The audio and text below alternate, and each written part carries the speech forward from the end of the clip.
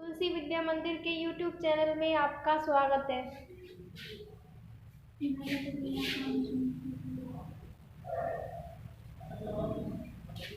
Question number 8 तक हमने कर लिए थे। क्वेश्चन नंबर 9 है, ऊष्माक्षेपी एवं ऊष्माशोषी अभिक्रिया का क्या अर्थ है?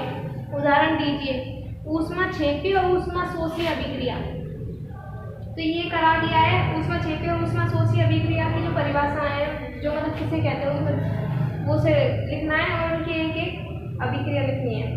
श्वसन को ऊष्माक्षेपी अभिक्रिया क्यों कहते हैं, ये भी लिखा दिया है कि श्वसन एक ऊष्माक्षेपी अभिक्रिया है। जो लिखाया था ये पहले पाठ में, तो वो लिखा दिया है। तो 11वां क्वेश्चन है, वियोजन अभिक्रिया को संयोजन अभिक्रिया के विपरीत क्यों कहा जाता है? इन अभिक्रियाओं के लिए समीकरण लिखिए। क्वेश्चन नंबर 11 है कि वियोजन अभिक्रियाओं को संयोजन अभिक्रिया के विपरीत क्यों कहा जाता है? क्योंकि इसका आंसर है कि वियोजन अभिक्रिया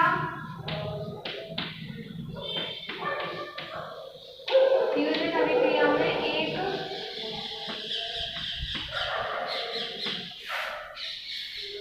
एक अभिकारक टूटकर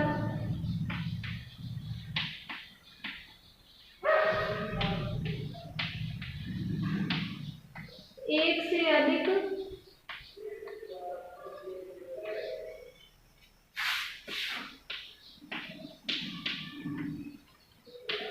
से अधिक उत्पाद का निर्माण करती है। उत्पाद का निर्माण करते हैं, निर्माण करता है। जबकि संयोजन अभिक्रिया में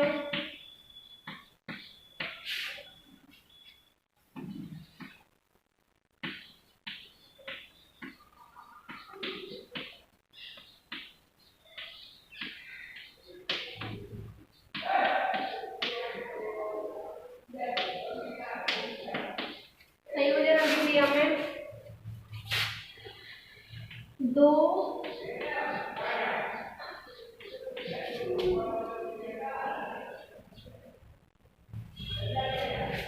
टूटकर दो या दो से अधिक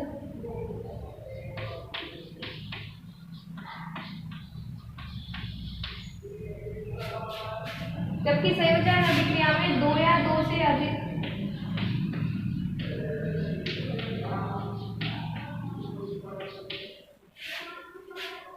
अभिकारक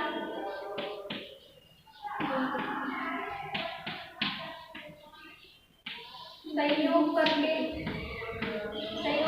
मतलब जुड़कर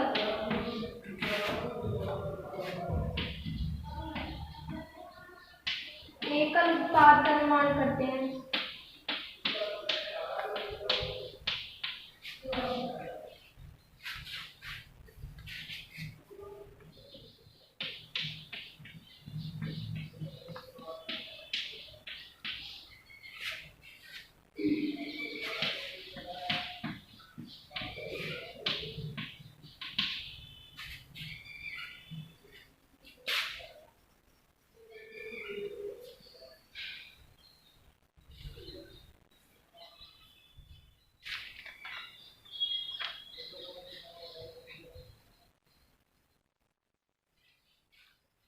जैसे संयोजन अभिक्रिया के एक उदाहरण लिख लीजिए।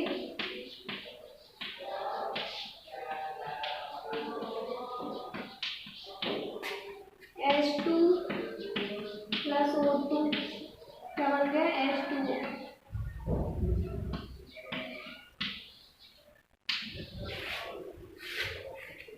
वियोजन अभिक्रिया का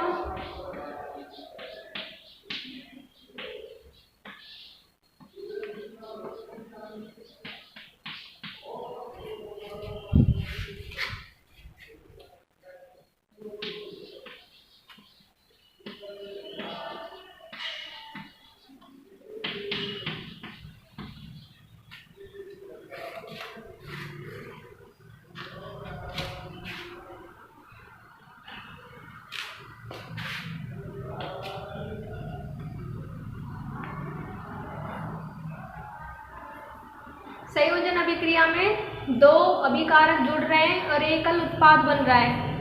और वियोजन अभिक्रिया में ZnCO3 टूटकर क्या बना रहा है? दो उत्पाद, जिंक ऑक्साइड और कार्बन डाइऑक्साइड। वियोजन अभिक्रिया में कौन टूट रहा है? Zinc carbonate, ZnCO3।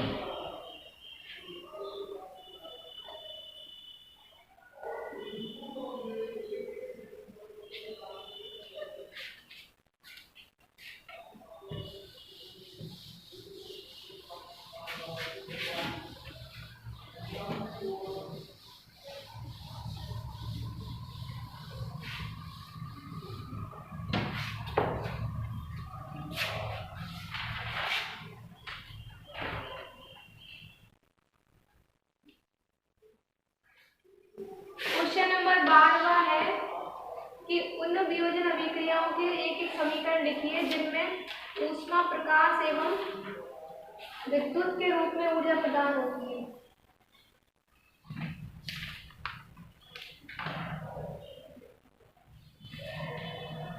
इसमें एक तो ऊष्मा, एक प्रकाश और एक विद्युत के रूप में ऊर्जा प्रदान होती है। तो ऊष्मा के लिए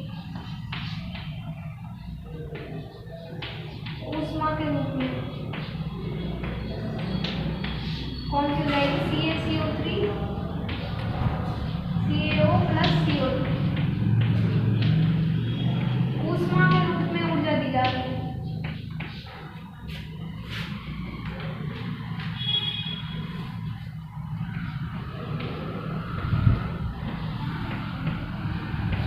ये क्या है? Calcium carbonate.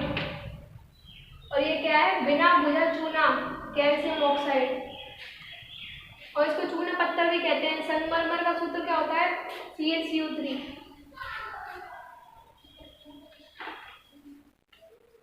अब प्रकाश के रूप में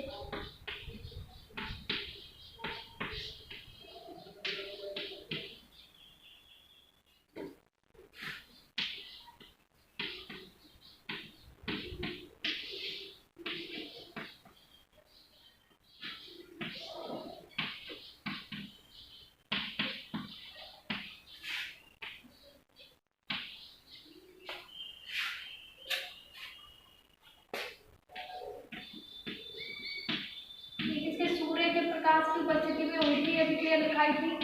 ये दोनों अभिक्रिया लिखाई हुई है। ये क्या है? Silver chloride. ये सिल्वर धातु है और ये क्लोरीन गैस। अब है विद्युत के रूप में। विद्युत के रूप में हमने जल का वैद्युत अपघटन पढ़ा था।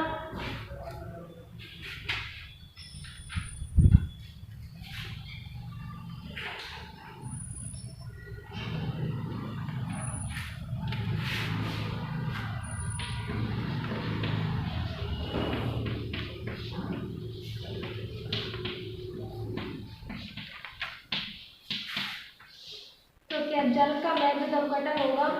कैसे? H2 प्लस O2 वैद्युत अपघटन।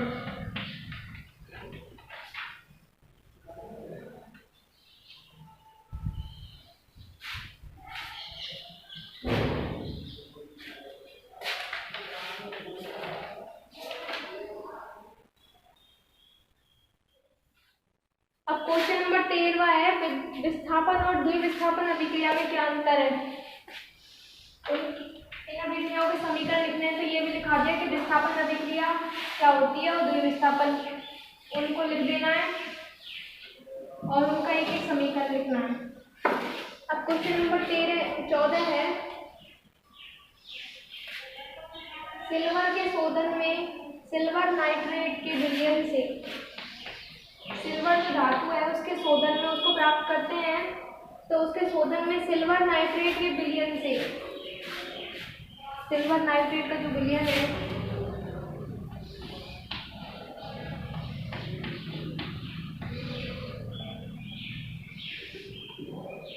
सिल्वर नाइट्रेट के विलयन से सिल्वर प्राप्त करने के लिए कॉपर धातु द्वारा विस्थापित किया जाता है। तो इस प्रक्रिया के लिए क्या लिखनी है, अभिक्रिया लिखनी है। तो इसमें क्या बनेगा, इसमें बनेगा कॉपर नाइट्रेट।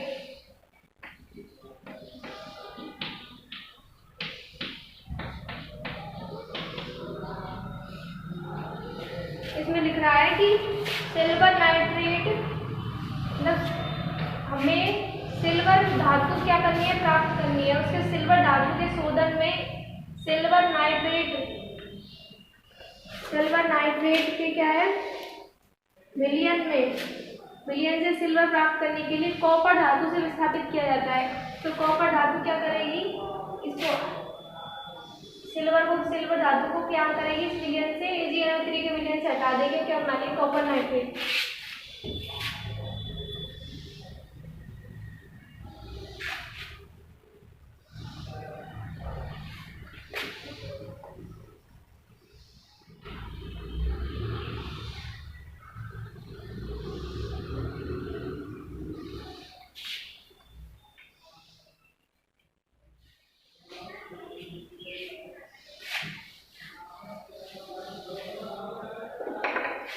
क्वेश्चन नंबर 15 है अवक्षेपण।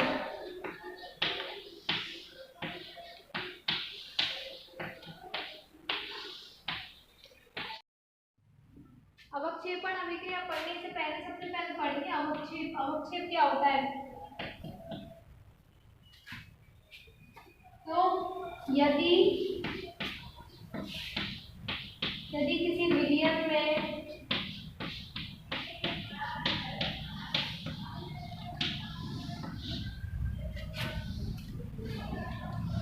घुलनशील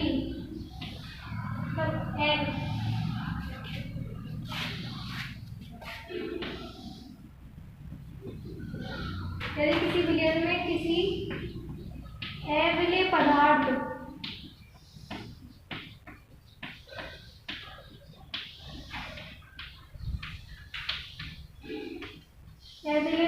होता है, घुलनशील पदार्थ,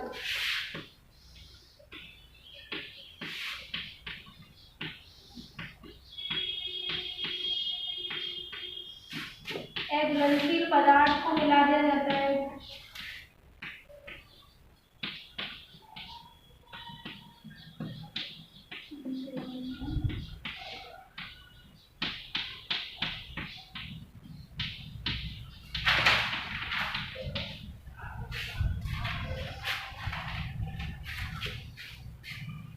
मिलाया जाता है तो वह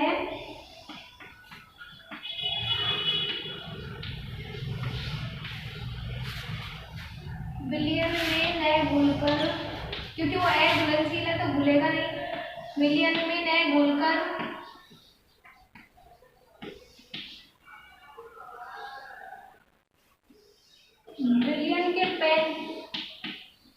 विलयन की जो सतह है उसमें जम जाता है।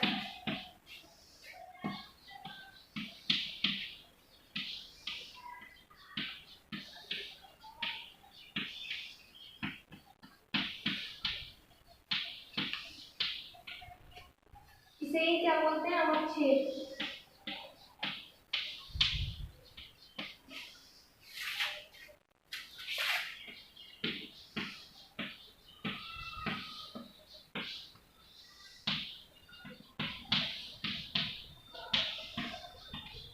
जैसे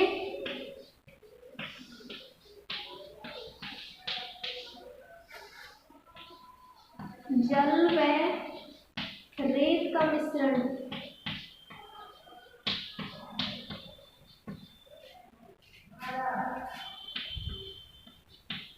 जब हम जल में रेत को घोलेंगे तो रेत क्या होगी, उसमें घुलेगी नहीं और पहले में जाकर के बैठ जाएगी, उसकी जल की सतह में जाकर बैठ जाएगी, तो क्या हो जाएगी, अवक्षेप है एक तरीके से। घुलनशील एक तरीके से घुलनशील जो पदार्थ होता है उसी को क्या बोलते हैं, अवक्षेप।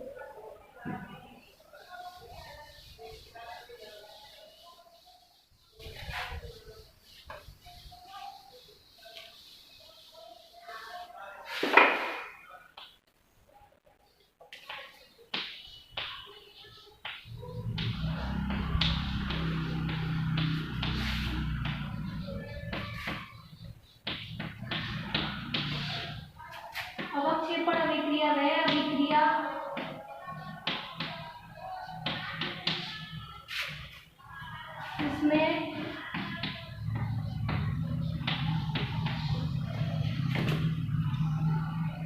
अवक्षेप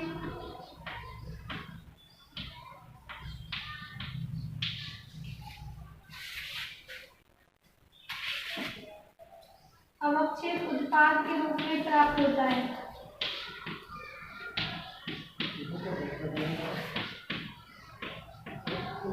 अवक्षेप के कोष्टक में लिख लेना अघुलनशील या अघुले पदार्थ।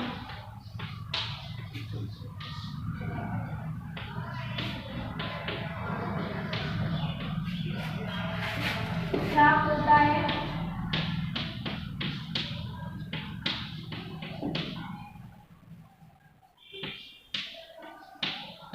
अवक्षेपण अभिक्रिया कहलाती है।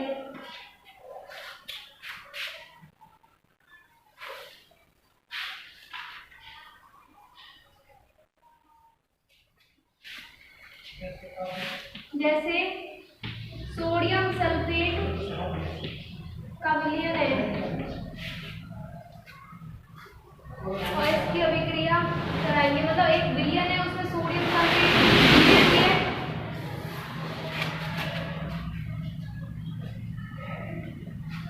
मतलब सोडियम सल्फेट का विलयन लिया, विलयन में सोडियम सल्फेट है और बेरियम क्लोराइड।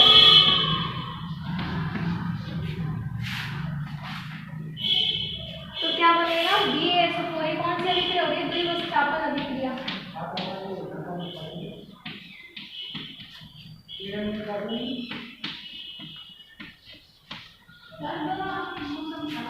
ये क्या बना? ये क्या है? सोडियम सल्फेट, ये बेरियम क्लोराइड।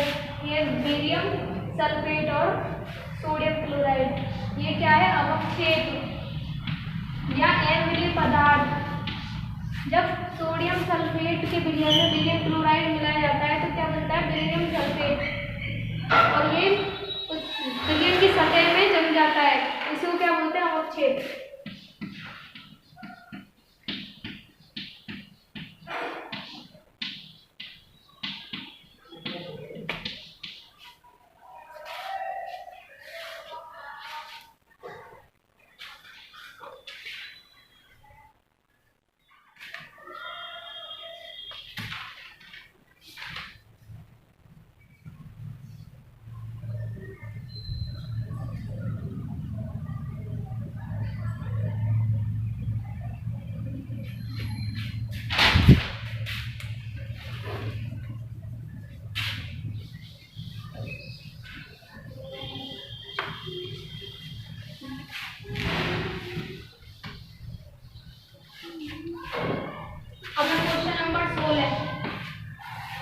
क्वेश्चन नंबर 16 में है ऑक्सीजन के योग या ह्रास मतलब कमी के आधार पर निम्न पदों की व्याख्या करो।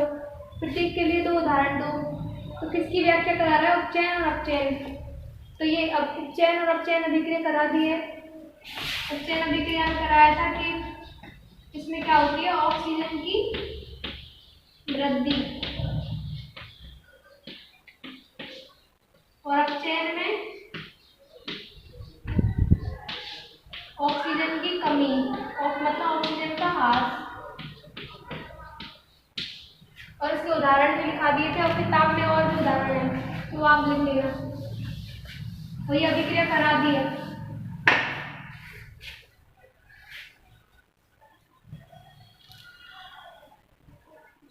अब क्वेश्चन नंबर 17 है कि एक भूरे रंग का चमकदार तत्व X को वायु की उपस्थिति में गर्म करने पर वह काले रंग का हो जाता है।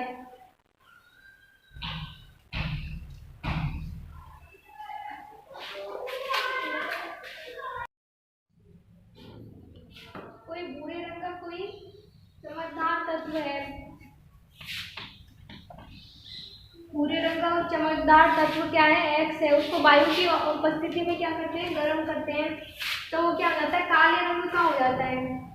तो उस तत्व X और उस काले रंग के यौगिक का नाम बताना है। तो भूरे रंग का चमकदार X क्या तत्व क्या है? कॉपर धातु है।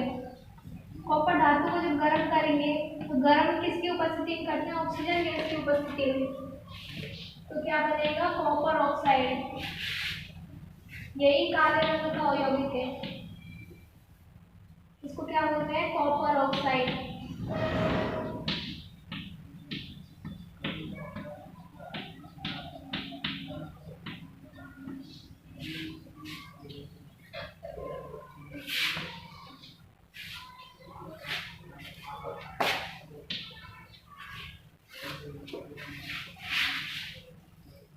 फिर लिख देना है एक्स क्या है अपधातु।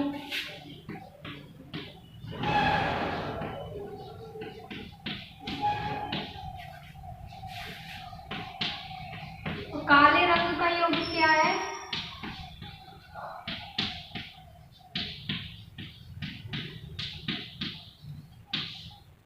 कॉपर ऑक्साइड, इसको क्या बोलते हैं? CuO। अब क्वेश्चन नंबर 8वां है कि लोहे की वस्तुओं को हम पेंट क्यों करते हैं? तो ये लिखा दिया है कि संक्षारण से बचने के लिए वस्तुओं को क्या किया जाता है? पेंट किया जाता है। क्वेश्चन नंबर 19 है तेल एवं वसायुक्त खाद्य पदार्थों को नाइट्रोजन से प्रभावित क्यों किया जाता है? ये भी लिखा दिया विकृत गंधिता से बचाने के लिए। निम्न 20वां क्वेश्चन है निम्न पदों का वर्णन करो तथा प्रत्येक का एक एक उदाहरण दो। संक्षारण और विकृत गंधिता, इस पर भी ये भी लिखा दिया है। तो ये कोई पहला चैप्टर क्या हो गया? कंप्लीट हो गया।